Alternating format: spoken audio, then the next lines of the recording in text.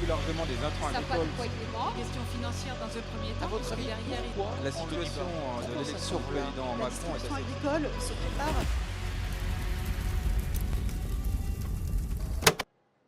Mesdames, Messieurs, bonjour. Très heureux de vous retrouver ici en direct du salon Agrimax à Metz.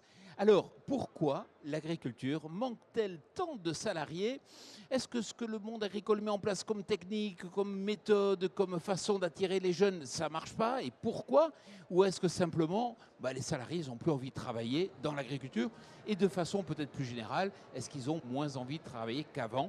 C'est la question de ce débat et j'aurai le plaisir d'en débattre avec Stéphanie Kiss. Bonjour. Bonjour.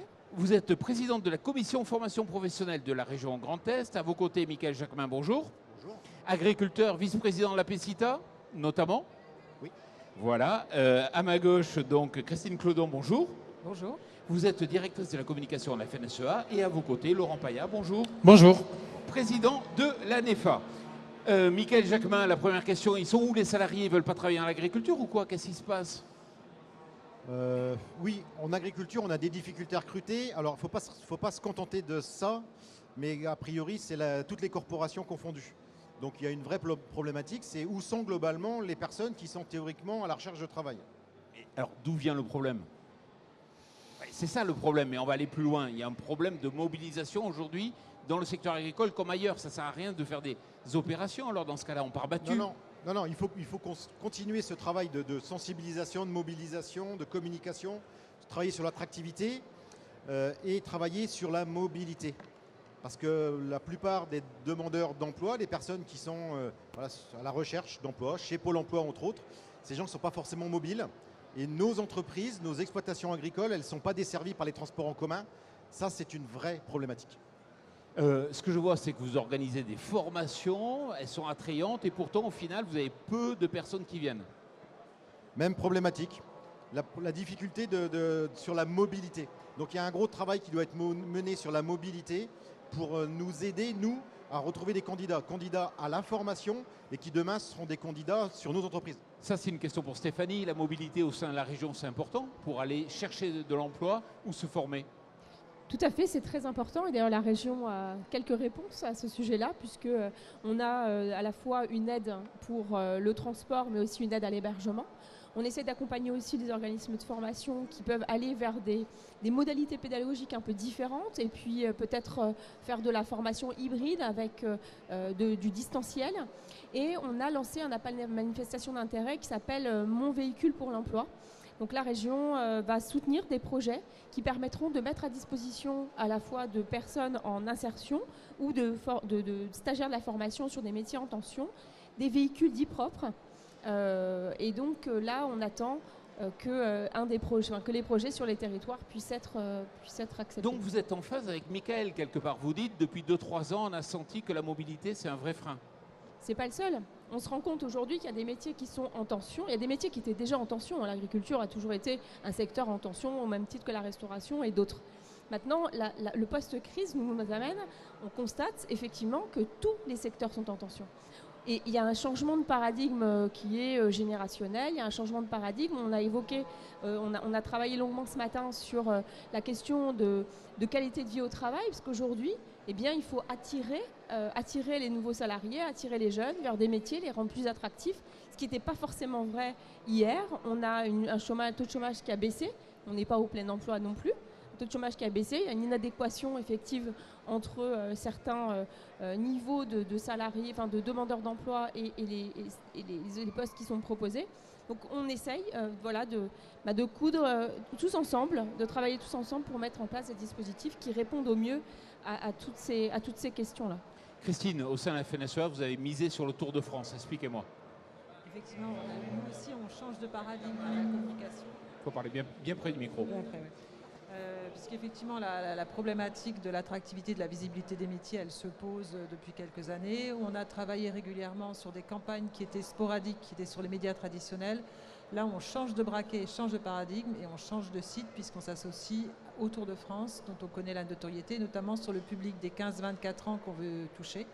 Car on s'est rendu compte que si les métiers n'attirent pas, c'est aussi parce qu'ils sont peu connus, notamment sur les publics urbains, les publics jeunes qui ont une conception extrêmement biaisée du métier agricole et du monde rural en général. Donc on va au plus près du territoire, on suit la caravane du Tour de France, mais pas que. On continue le Tour de France après le Tour de France, puisque le char du Tour de France continue sa tournée au plus près des salons régionaux, des salons de l'emploi et de tous les rendez-vous tout au long de l'année.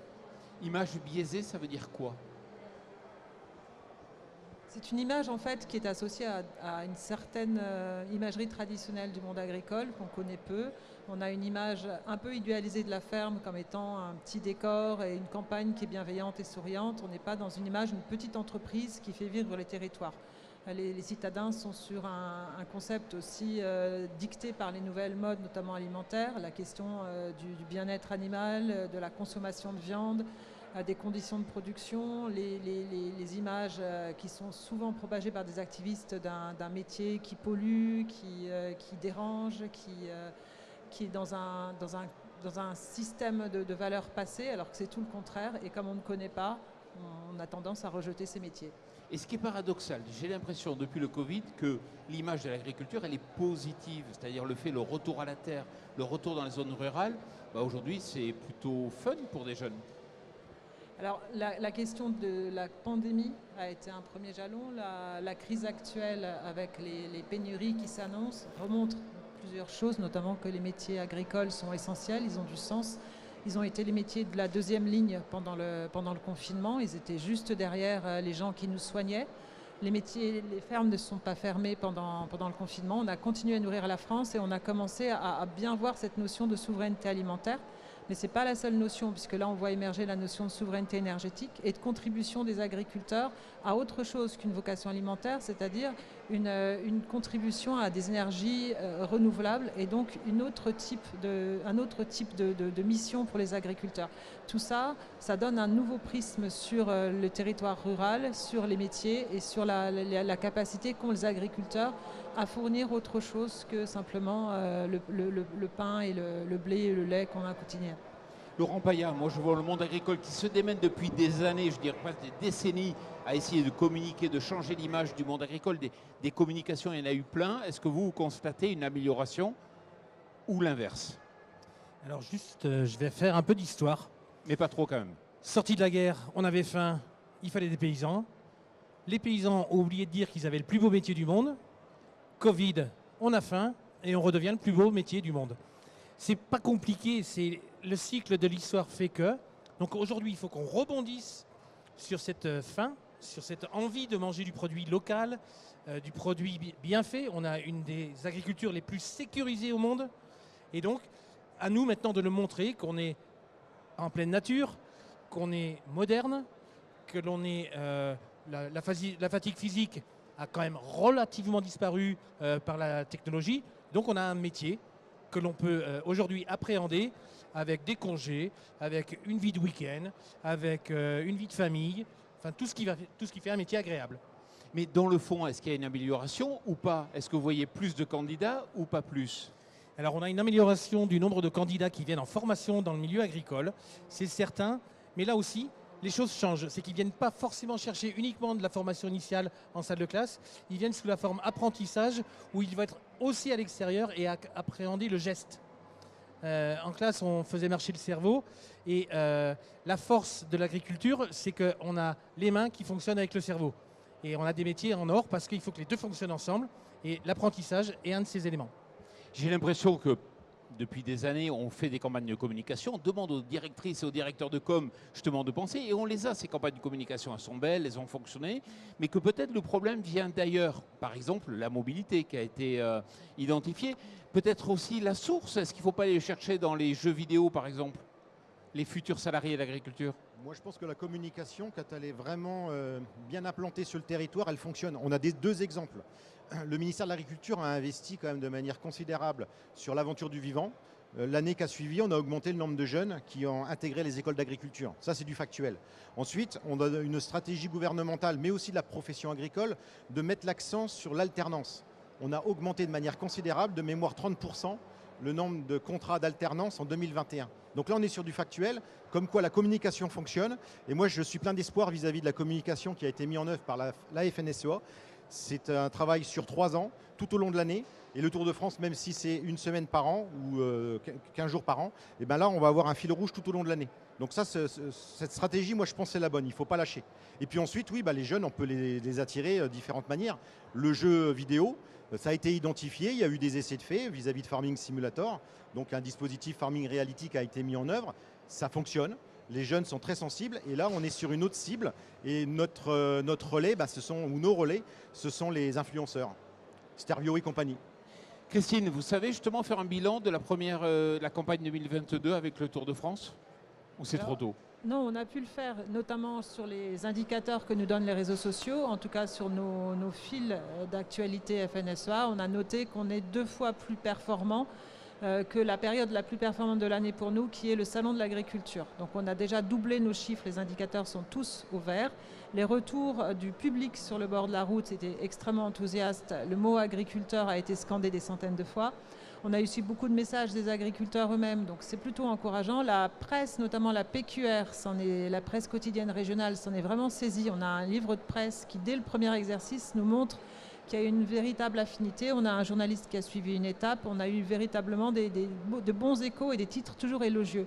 Donc il y a eu un renversement. Il n'y a pas eu de questions, puisque c'est ce qu'on escomptait un petit peu, de voir questionner notre positionnement dans une caravane publicitaire. Ça n'a pas du tout été le cas. Au contraire, on a véritablement été associé au mot, le hashtag agri, qui a beaucoup marché et qui, à notre sens, va continuer d'exister. Quand on regarde... Oui, pardon, Michael. Non, mais au-delà de la communication, c'est aussi, je pense qu'il y a une prise de conscience de la profession agricole et des employeurs et des organisations. Il faut qu'on professionnalise davantage cette phase qui est un peu sensible de recrutement. Ça ne se décrète pas du jour au lendemain, c'est un travail en amont. La rédaction d'une fiche de poste, la rédaction d'une offre, et puis ensuite, toute cette phase d'accueil du salarié dans de bonnes conditions dans l'entreprise. La notion de RH, de management. Ouais. Michael, je vous arrête. Ce que vous voulez dire globalement, c'est qu'un agriculteur aujourd'hui n'a pas été formé pour devenir un directeur ressources humaines de son entreprise et que concrètement, il ne s'est pas réellement embauché, il ne sait pas réellement travailler sa marque, séduire. Oui, c'est la réalité. Alors, quand on ne sait pas le faire ou qu'on n'a pas le temps de se former, parce qu'on peut se former aussi sur cette thématique, on peut faire appel à des partenaires qui peuvent nous accompagner. Moi, je suis vice-président de la PECITA. Sur le créneau des cadres, des agents de maîtrise, des techniciens, et on en a besoin de plus en plus. Et les chiffres montrent qu'en 5 ans, on a augmenté de manière considérable le nombre de cadres dans nos entreprises. La PECITA est là pour accompagner à la fois l'entreprise dans toute cette démarche, mais aussi les candidats, les préparer justement sur le marché du travail. Stéphanie, justement, est-ce que vous pouvez faire un premier bilan de l'accompagnement de compétences? Ça s'appelle le parcours d'acquisition de compétences en entreprise que vous avez mené. Alors effectivement, la région, en réponse à la crise sanitaire, a souhaité mettre en place un dispositif qui permettait à des jeunes d'intégrer des entreprises sous forme de stage, donc pendant 6 mois, un stage de 6 mois, sous couvert d'un organisme de formation, toujours, avec un tutorat particulier, qui permettait à la fois aux jeunes d'avoir une indemnisation, qui permet encore, puisque c'est encore en cours, et puis à l'entreprise qui accueille, avoir aussi une indemnisation, une indemnité pour le tuteur de stage. Donc ce dispositif a plutôt bien fonctionné. On a souhaité et on souhaite toujours pouvoir le déployer sur le milieu agricole. C'est vrai que ça a été un peu poussif et ça a été un petit peu difficile à le mettre en œuvre. Malgré tout, on continue, nous, de le mettre, l'agriculture, comme un domaine prioritaire, et notamment sur ce dispositif-là. On l'a dit tout à l'heure, c'est peu attractif, il faut qu'on travaille sur l'attractivité. Nous, le Conseil régional travaille aussi aux côtés de toutes les organisations pour faire de la promotion des métiers. On soutient sur tous les salons, la présence de la NEFA, la FRSEA sur tous les salons, tous les corners, promotion des métiers, etc. La région était très proactive et finance beaucoup d'actions dans ce sens-là. Une belle étude aussi prospective qui est en cours de réalisation. Et ce dispositif spécifique pour permettre, c'est un outil qui peut être développé pour permettre à un jeune de se tester dans une exploitation agricole pour en connaître les métiers et éventuellement pour pouvoir se former ou démarrer un contrat d'apprentissage, puisqu'on sait que l'apprentissage aussi est une belle voie de formation. Alors aujourd'hui, on aurait aimé que ça marche mieux, c'est évident. Mais c'est pas, on continue d'en faire la promotion. On a encore fait la promotion ce matin. On est avec les partenaires et puis peut-être que ça va un peu plus décoller, mais Ça ne décolle pas forcément partout. Stéphanie, de nous tous là, vous et toutes, vous êtes la seule qui a un regard extérieur au monde agricole, hein. Vous voyez tous les secteurs. C'est pas un peu compliqué le monde agricole? Il n'est pas trop structuré, il n'y a pas des problèmes de lisibilité en matière. Il y a beaucoup de structures. Est-ce que c'est pas une faiblesse alors que ça voudrait être une force? Après, effectivement, mon regard extérieur par rapport au monde agricole, on voit bien effectivement que c'est différent. Mais je pense qu'il y a un changement qui est en train de d'apparaître sur les métiers. C'est-à-dire que souvent, c'était des exploitations qui étaient familiales. Donc, c'est de père en fils, on se transmettait l'exploitation. C'est vrai qu'on a peu de connaissances, on ne sait pas réellement ce qui s'y fait. Il y a eu des changements technologiques aussi. C'est-à-dire que le métier n'est plus le même, il faut savoir utiliser un ordinateur, utiliser des outils hyper connectés. Donc ça aussi, ça demande de la formation. Et il y a un panel absolument incroyable et c'est en allant découvrir sur place, même moi, en tant qu'élu ou même en tant que professionnel, c'est en allant découvrir sur place les métiers qu'on se rend vraiment compte de ce que c'est que la réalité. Je discutais avec un collègue, j'ai un collègue qui est élu avec moi dans une commune qui est exploitant, il a des vaches laitières, donc il produit du lait, et qui m'expliquait il avait tellement de mal à trouver un vacher. Il me dit, moi je demande pas, je demande pas je sais pas quoi, mais juste du bon sens, qu'on apprenne à la personne ou que pouvoir lui apprendre à vérifier sur le museau de la vache, enfin voilà, et il ne demande pas grand-chose, mais c'est vrai que lui-même était un peu pris au dépourvu quand on dit que recruter, c'est un métier, et savoir identifier des compétences, eh bien, ça reste aussi un métier. Donc, ce qu'il faut, c'est qu'ensemble, on soit aux côtés de cette profession, et la région y est. Et tous les partenaires y sont. Il y a le service public de l'emploi, il y a Pôle emploi, il y a les missions locales, il y a tous ces acteurs-là qui sont aux côtés et qui ont besoin, eux, de découvrir les métiers d'un côté pour pouvoir identifier correctement les compétences nécessaires et qui sont aussi aux côtés des employeurs pour définir Quand on fait une émission sur le sujet, souvent on me dit Pôle emploi en agriculture, ça ne sert à rien. Laurent. Alors, Pôle emploi ne sert pas à rien. C'est que nous avons perdu l'habitude de travailler ensemble. Je l'ai souligné ce matin, je suis aujourd'hui dans une région où ça fonctionne bien avec l'ensemble des acteurs du territoire. Pôle emploi est intervenu avec lui aussi des limites. Mais on a des limites nous-mêmes parce qu'on ne lui transmet pas forcément nos offres d'emploi, parce qu'on n'a pas l'habitude. On est habitué à l'oralité. On se transmet les choses de paysan à paysan. Donc il faut qu'on aille plus loin dans notre façon de communiquer, d'aller vers Pôle emploi, leur dire j'ai besoin de quelqu'un. Et là, de fait, Pôle emploi se mettra au travail. Mais si on ne lui demande pas, il ne va pas y aller, tout simplement.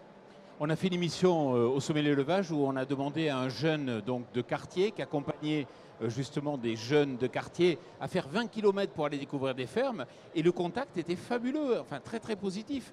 Mais le monde agricole ne le fait pas. Alors ça, je vais me porter en faux parce qu'on le fait. La difficulté, c'est encore les moyens. Parce que les écoles, les centres de jeunes veulent qu'on paye les bus pour venir jusque chez nous. C'est toujours ce problème du dernier kilomètre. Comment on sort de la ville, comment on sort du village pour aller jusque dans la ferme. Donc là, il y a quelque chose qui est engagé par la région. Alors là, c'est facile, je suis dans une région où ça fonctionne. Alors. Oui, c'est pas la pire. Voilà. Donc vraiment, c'est chouette. Mais ce sont des limites parce qu'on n'est plus habitué à se débrouiller par nous-mêmes. On l'a perdu aussi. Nos parents faisaient 8, 10, 12 km pour aller à l'école dans le village chaque matin et chaque soir. Aujourd'hui, 500 mètres, il faut que le bus il les fasse jusqu'à la porte de la maison. Donc, Bon, Stéphanie, Christine, Michael et Laurent, je vous remercie d'être venus ici en direct du salon Agrimax et puis surtout, merci à vous. Plus largement des intrants agricoles. Question financière dans un premier temps. À votre avis, derrière, pourquoi La on le dit situation pas? de Pourquoi ça l'élection semble président la Macron est distribution assez agricole se prépare